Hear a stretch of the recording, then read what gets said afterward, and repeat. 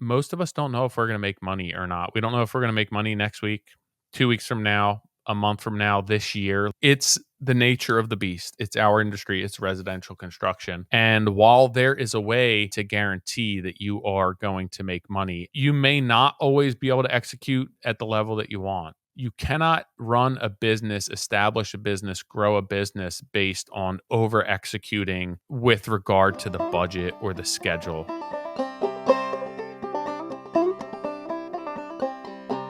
What's up? How's everyone doing? I was just on, it wasn't a podcast. I had a questionnaire that I had to answer, and they were like, you can record this via video. And Nick was the one who actually made me think of it. He's like, let's just go on the podcast and record it. And Nick was busy doing something else. So I sat down, I recorded it myself, but it ended up being like an hour and a half long. And I started thinking after the fact, I was like, they're going to have to listen to this. I don't know if they intended on sitting and listening to an hour and a half of this when I could have just typed out the responses.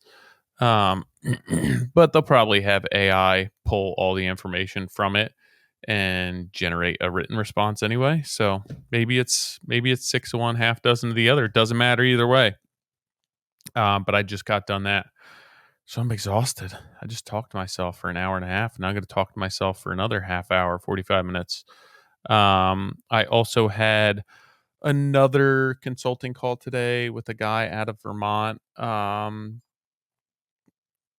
lot of what we experience in this industry is very similar, whether you're just starting out in business like this guy is, and he's not new to the business. He's just new in the business, starting this business himself, or you've been in it a dozen years, 20 years. If you're big or small, there's so many things that we struggle on as business owners, as parents, and it's really tough to constantly not tough for me, but like it's disappointing to see how we all struggle with such similar things, and how much work it requires of us to position ourselves to be more successful, to basically combat so many of the standards within the industry or the nature of our industry.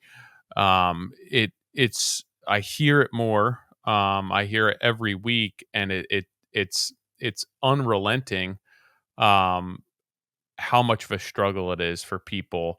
But the good news is that there's small tweaks that you can make, and I think that just having being enlightened to some of the things that you may not realize don't need to be a standard within our industry, and things that you can change within your business, and things that you can guarantee to ensure that you're more profitable, which is realistically what this podcast recording is on.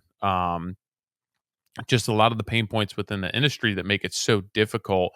And like this listener who signed up for this consulting call, um, had mentioned to me during the consulting call, um, just so many things that we do that we feel we have to do, and that we're just going to grind it out, and in due time it'll be worth it. Once we get through this one job, two jobs, just the first 5 years, the first 6 months, once I get these couple of jobs off my plate, then it's going to be different after that.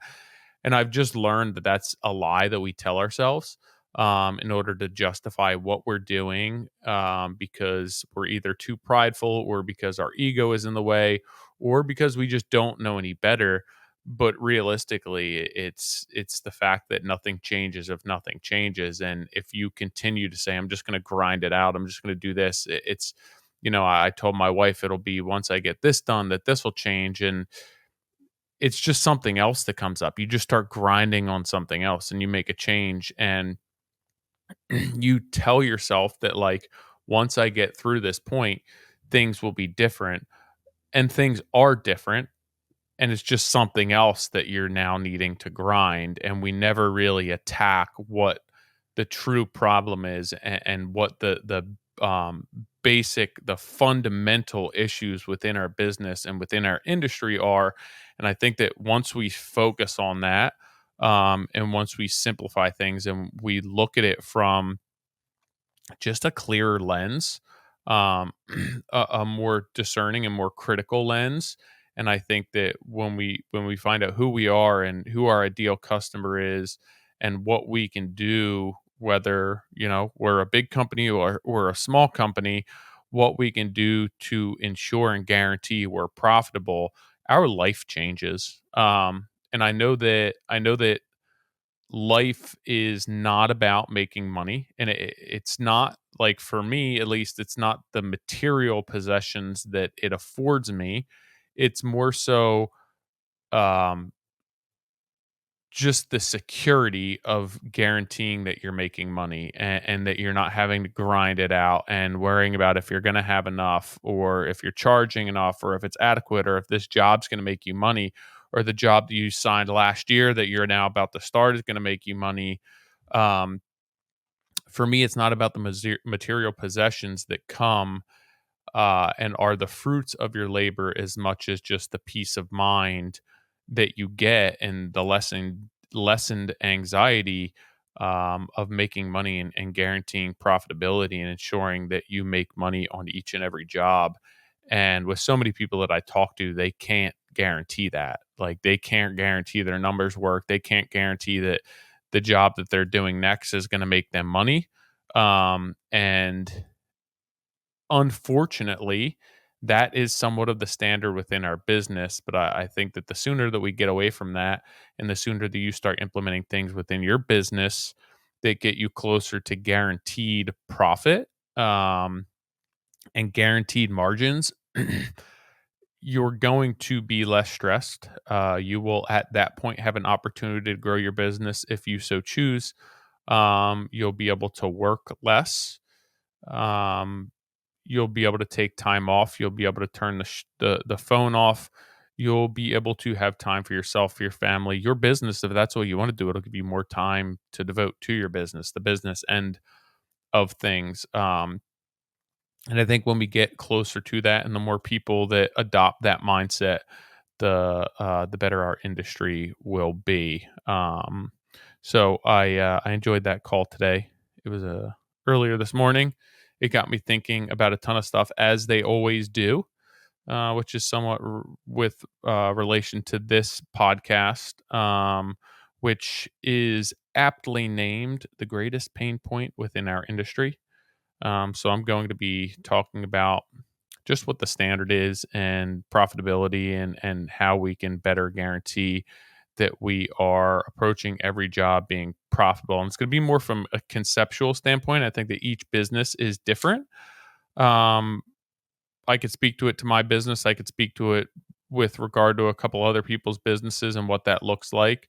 But oftentimes it has to be tailored to you. There's fundamentals that I'm going to share here that are applicable across the kind of span the gamut, run the gamut. But yeah, I think that it is applicable to all of our businesses, and we could do a better job. And I think that our lives would be immensely better if we guaranteed, hey, the next job I'm doing, I know I'm getting my rate for 40 hours a week, and I know I don't have to work 60 hours a week. And the job after that's the same thing. And I guarantee that all my employees are getting paid, and I guarantee I'm not investing in a client's project. And I think when you get to that point, and if you can create a business that does that, and that's not going to say there's not mistakes, and you will eat some costs due to errors and omissions. But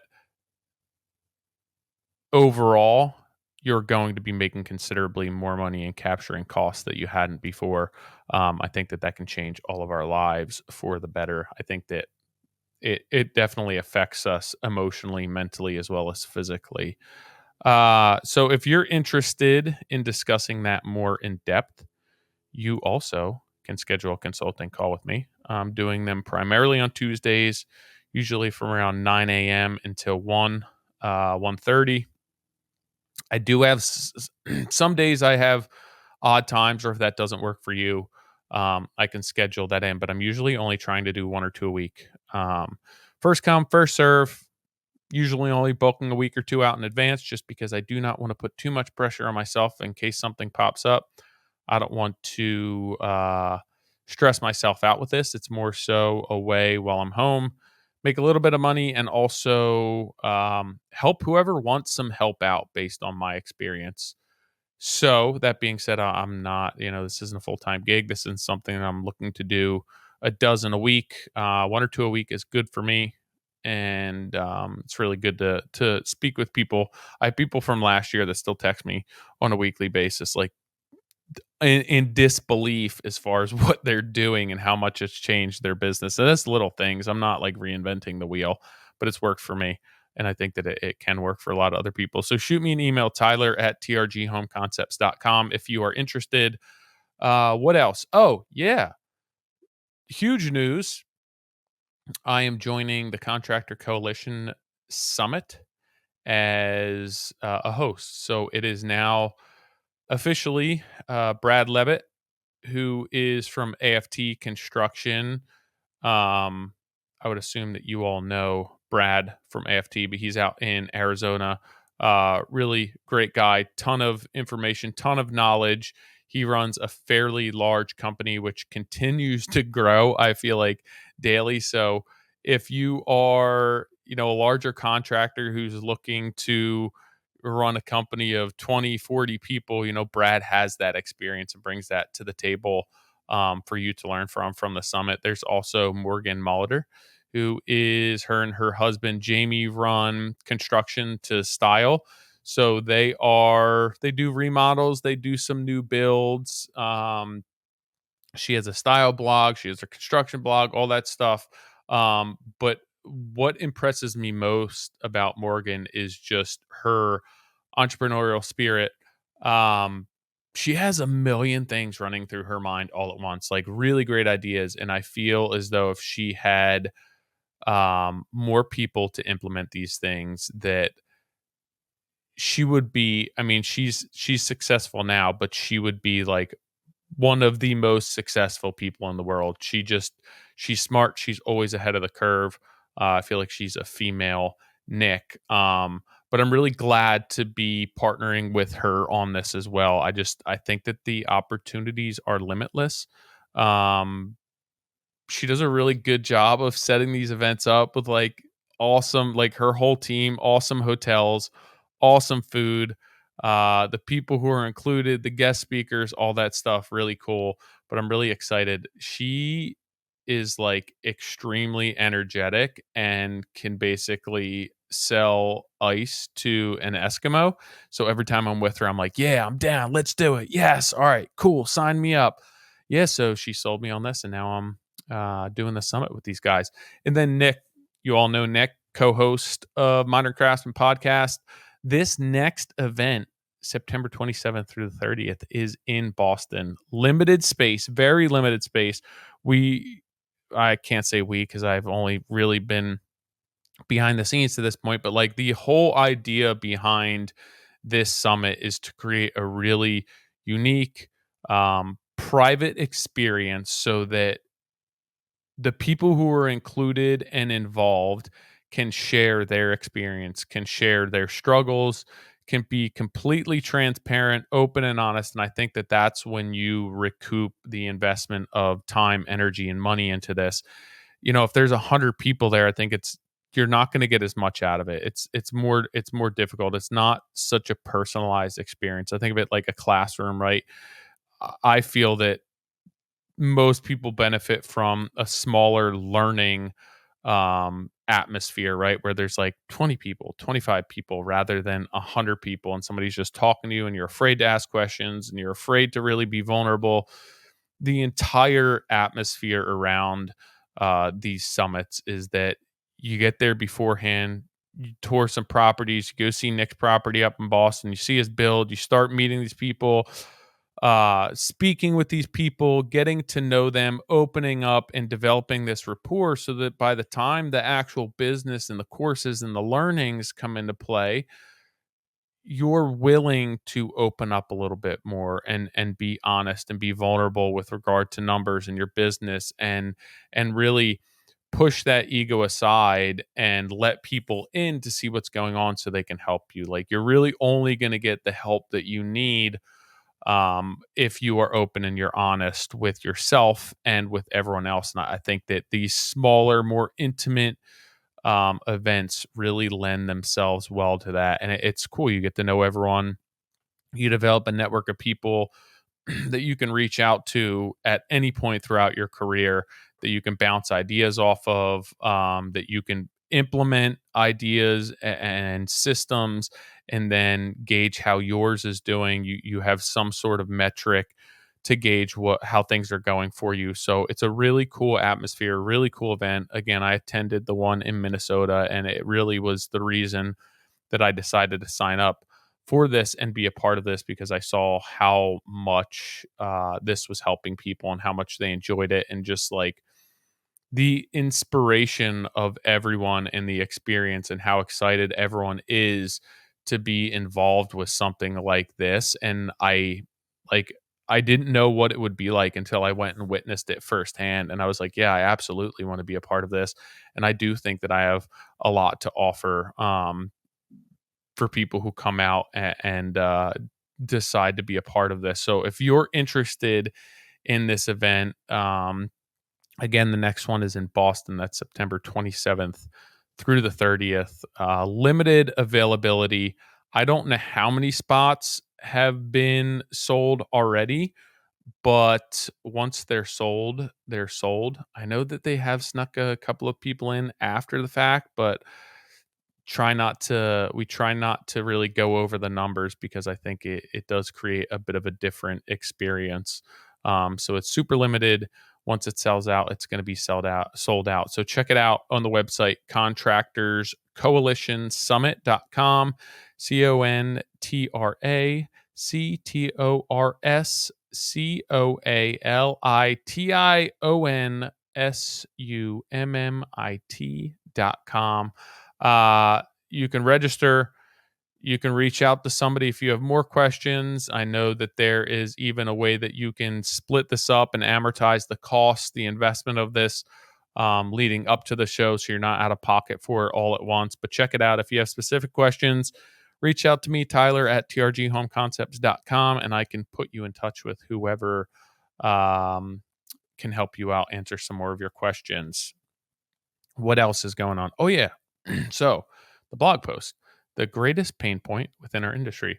Um, I was actually, this came from this questionnaire, but like, what's the greatest pain point within your industry? Like, what do you feel that your clients or your customers, meaning you guys, not my actual home building clients, struggle with the most as business owners within residential remodeling? And I'd say it comes down to a few things. It's like hitting schedule, maintaining budget, but at the end of the day, like, it really comes down to making money. Like, all of those things lead to making money. Um, and I think that that's the biggest struggle, the biggest pain point within our industry. And I think when people reach out for help, they are emotionally beat down, they are physically beat down. They're like, a lot of times they're at rock bottom, and that not everyone. I think that the the people who are addressing this the appropriate way are trying to really nip this in the bud before things spiral. But also, like, there's nothing wrong with you reaching a low point, and that's the catalyst for you reaching out for help.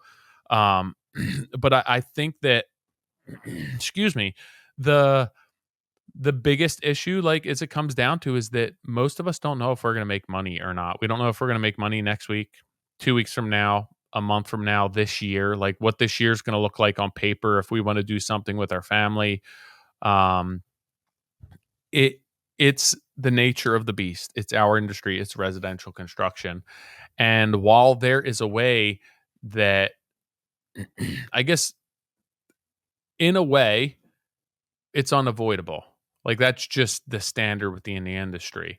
But there are ways to combat that some, or to at least give yourself a better opportunity to make money. To whether your lump sum, whether your time and material, whether your cost plus, whatever your contract basis is, there is a way to guarantee that you are going to make money. And um, you may not always be able to execute at the level that you want. you may have to pull in the reins. You may have to deliver contractually what you're obligated to do, and the expectation set forth, and maybe that's not always what gives you the greatest amount of gratitude and appreciation for what you're doing.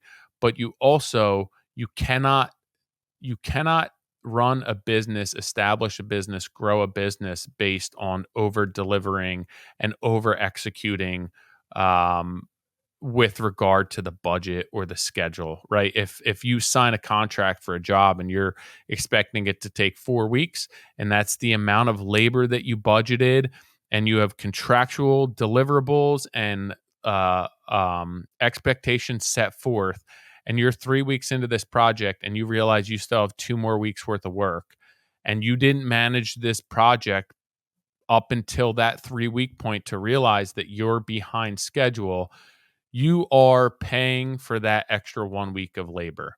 Um, so with regard to lump sum, it's like, hey, at 1 week in, at 2 days in, at a week and a half in, 2 weeks in, you need to be ensuring that you're on schedule. And if you're not on schedule, you need to find ways to pick up the pace and get back on schedule. Um, that may mean that you cannot do the level of prep that you wished you could in your head on this trim package, but you may have to contractually execute what you need to get the place painted and to look good and to reach your standard. But maybe that doesn't fulfill you on the inside as much on this project, but it's not going to cost you money. So the next project that you go into that's lump sum, you have to understand that, hey, if that's really important to me, and that's what I'm selling to a customer, right? If you sold to a customer that this has to be 110% level 5 trim prep, and it needs to be like glass, and then you don't execute, that's one thing. But if that was never an expectation that's set forth, and that's just something that's in your head and you get to paint and you do that regardless that there's no budget there, that's on you. Like, you're over investing in that project. So if that's something that you want to do, I would ensure that you are selling that, and that I would ensure that you're adequately capturing the amount of time that goes into that and learning from this mistake. So it's like, you know what, we're going to do it this one, but the next one, I'm adding an extra 3-4 days into the paint. And if that's an issue at that point, I can have a discussion with the customer when we're at budgeting. Hey, why is your paint number 30% higher? Oh, because we have an extra 3 days in of prep and setup and protection prior to addressing any of the paint. Oh, well, that doesn't really matter to us. The rest of the house doesn't look like that. Okay, we'll pull that off, standard paint job. Um, it's things like that with lump sum.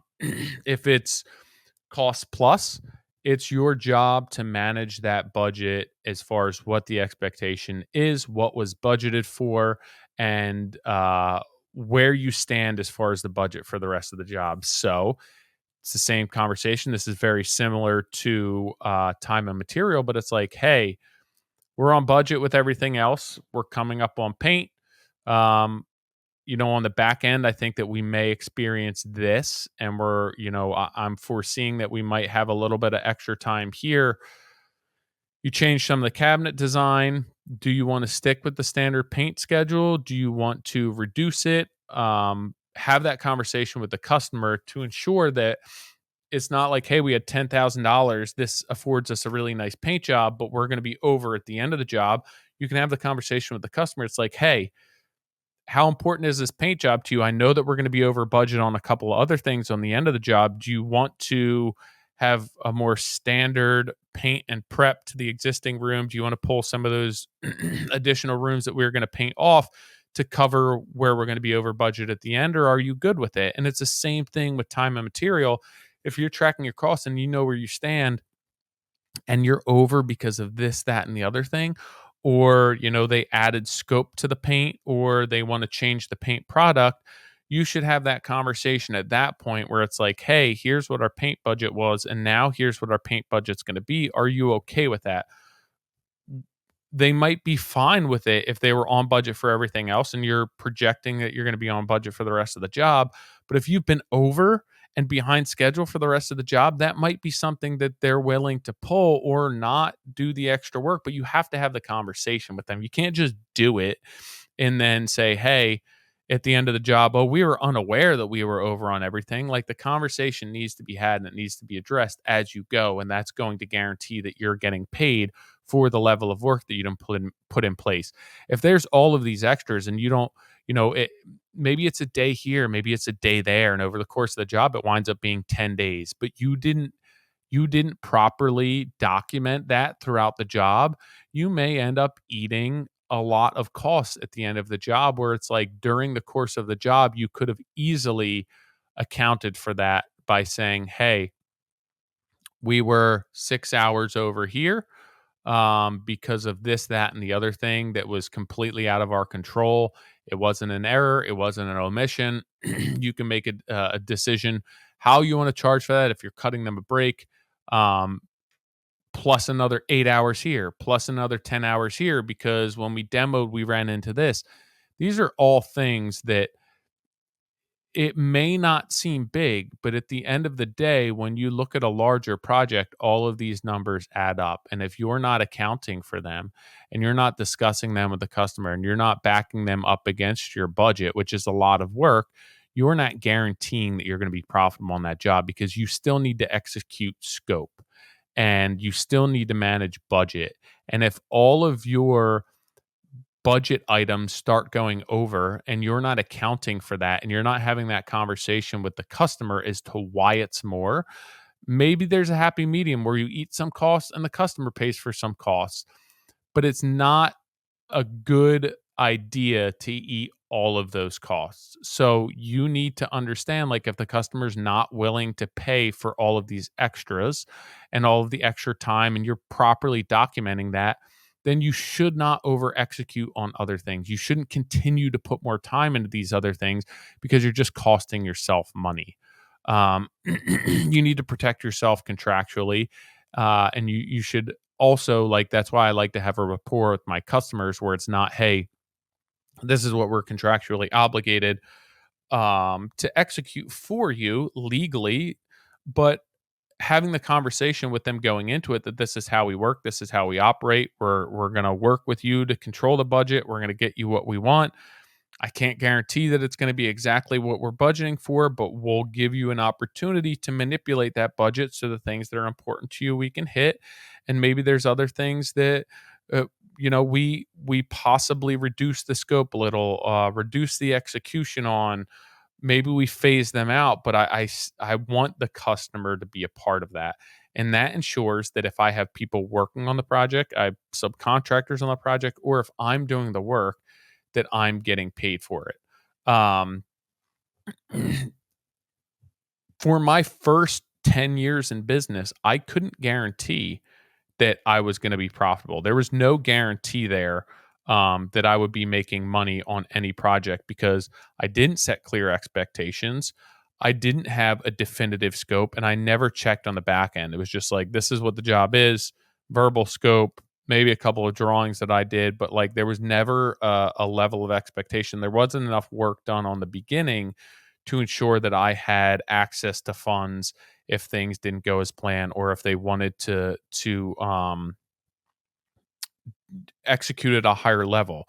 So I feel that, like, the way that our business and our industry is structured, that we are assuming all of the risk. Our customers aren't. When we go in and we give them this price and, hey, you're going to do this work, and there's not a comprehensive scope, there's not a comprehensive budget, the design's not completely hashed out, and like all of that is on us. And I don't understand, like, what type of business do you want to be in where you're assuming the risk and where you're putting time or paying for equity in a customer's home that's not your own? And I'm like, the business that we're in isn't lucrative enough to afford us to do that. Like, to not make money when we're on a project. Our margins are not high enough. We are not making enough money on our employees. We're not making enough money ourselves to say, hey, you know what? I'm going to give you 2 weeks of my time. I'm going to give you a month of my time. I'm going to give you $10,000, $100,000. Like, we just don't make enough money. and it's not fair that that's the case on every single job. Um, I just think, is it like insane to think that there's a world that we could live in or that I could live in where I could put work in place, I can get paid for that work. I also think that that creates like such a better environment for us to work and to create a business and to create relationships and long-term customers where there's trust established. We don't feel as though we're getting taken advantage of, and we have this working budget and relationship with our customers where they really get to choose how they spend their money. And we are in control of that budget and we're doing our best to manage that. But also, when things don't go according to plan or as anticipated, we allow them to be a part of the decision making process rather than just like, oh, it's more change order. No, it's like, okay, it's more. What can we manipulate? Where can we possibly save money? Um, so I just feel like we don't need to get rich from every project, but we also don't need to potentially lose money on every project. And I have changed my model, that this is the outlook that I take, and this is the conversation that I have with customers where it's like, I don't want to knock it out of the park. I just want to get paid for my time, and I want you to reimburse me for my time. If I have people working on your project, I want you to um, pay for their time, and I want you to reimburse me for the materials. You'll pay a markup on materials, but like, I don't need to make some absurd rate on your project. But I also like, I don't want to be working on your job for free. There's so many other things I'd rather be doing if I weren't making money, let alone paying money or losing money, that would be more fun than putting equity and time and materials into somebody's home. Um, I feel as though like we are the best versions of ourselves.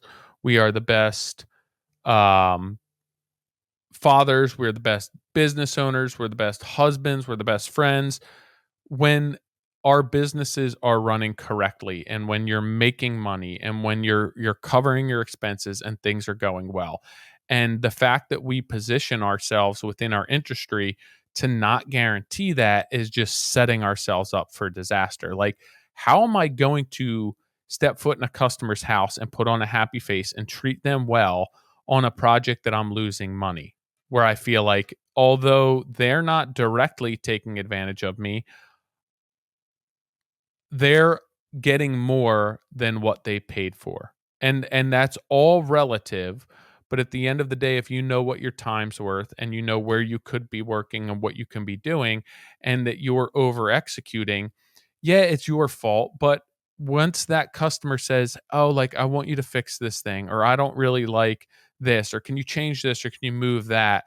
And at that point, it's when the resentment creeps in, and it's like, I'm already losing so much money on this job. I have to get out of here. I'm not willing to change that. I'm not willing to move that light over a little bit. Even if you're getting paid for it at that point, it's just not worth it. You want to get out of there. And that's not the customer's fault, but it's the nature of our industry. It's the nature of our business that has created this dynamic that creates resentment, and it makes you unhappy and it makes you stressed.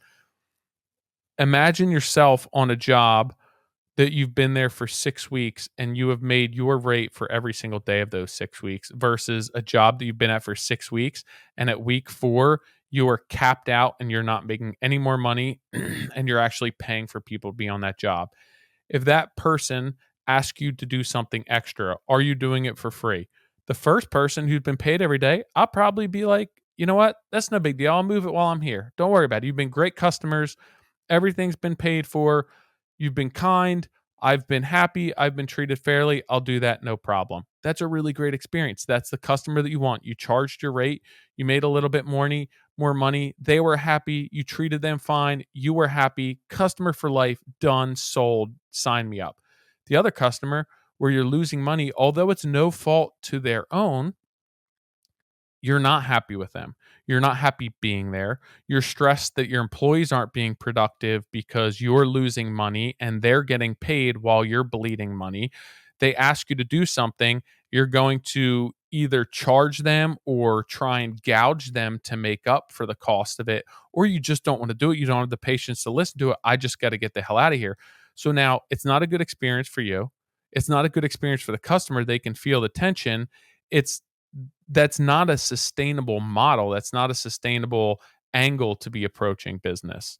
Um, so for me, like for the health of our industry, guaranteeing that you're making your rate, not gouging, not losing money, just getting paid every day creates a much better experience. For me, it's something that I've really, really focused on the past 3 years, and my life has been tremendously better. My marriage has been better. My health, mental health has been better. I've even gained a little bit of weight because I'm less stressed. And like it's a bit of a double-edged sword, but it's like I have such less stress now that I'm putting on weight because my body is not so like anxious all the time that I just can't keep weight on. So like it physically, mentally, emotionally is changing my life, and I think that a lot of us would probably feel the same way if we were to guarantee that every single job that we took on, we'd make money. Um, the job we have lined up for next year, I have 6 months of work lined up. I know that I'm getting my rate for every one of those days. It would change a lot of us. It would change a lot of our businesses.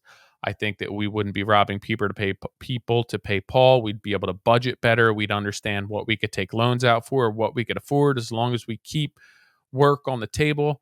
Um, and that's what I would like to see for our business, for our industry, how I'd like to help people more so integrate things like that into their business and their lifestyle, because I've seen what it does for me. And I think that the first thing for me was just being open and honest and realistic as far as what I was making and how many hours I was actually putting into it. But I think that our industry is really like the foundation is damaged. Um, the principles that we establish residential construction on and the standard that's been set forth is really in favor of the customer. And it's not creating a good customer experience, but financially, uh, it's beneficial to the customer because they are getting a lot of times more than what they paid for. But that doesn't come without a price tag, right? It's coming at a bad experience to them, a lot of headache, a lot of butting of heads. Where I think that our industry would have a better reputation, a better rap, if maybe the customers paid a little bit more, but we didn't feel so stressed. We didn't feel so stretched. And we were actually making what we see fit for our businesses. I think that it would be an industry that people would be more apt to be in. People would be more apt to invest in, that would be more sustainable and create like a better work life balance for a lot of people, where they don't feel as though, hey, I don't know when I'm going to make money and when I'm not going to make money, and I'm not making money now. So I have to go in and I have to put in 12-hour days just to try and grind through this and get out of this. And like, if you don't make a change, the grinding's not going to stop. It's always going to be a grind. You'll be grinding one thing, and then maybe you sort that out, you get past the hump, and then you're grinding something else. There are bigger issues there. But I'd be curious what you guys and girls think is the biggest industry wide issue, or the biggest pain point within our industry. Have you experienced something different than I do? And if so, what do you feel that is? Like, what is the issue that you face or that our industry faces that is almost insurmountable, or that needs to change? And what could I do? What can Nick do? What can the podcast do to help? Is there some sort of education, some sort of guest, some sort of conversation that we can have to help really get that under control and fix that issue? But that's it for me for this week. I have one more podcast to do today. I am all full of podcasts today. I hope you guys are having a good week. I appreciate all of your time. I appreciate all the consulting calls. Go sign up. Check out the Contractor Coalition Summit. again, limited space for that, limited space for my weekly consulting calls. I appreciate everyone who does book something, everyone who has been signing up for the Coalition Summit, and really creating a stir around that. I'm looking forward to seeing all of you in person at the end of September. And thanks for just hanging out, spending your whatever day of the week these come out with me. And everyone who said that they've appreciated and passed the word along, continue to do so. I appreciate it. I'll catch up with you guys soon.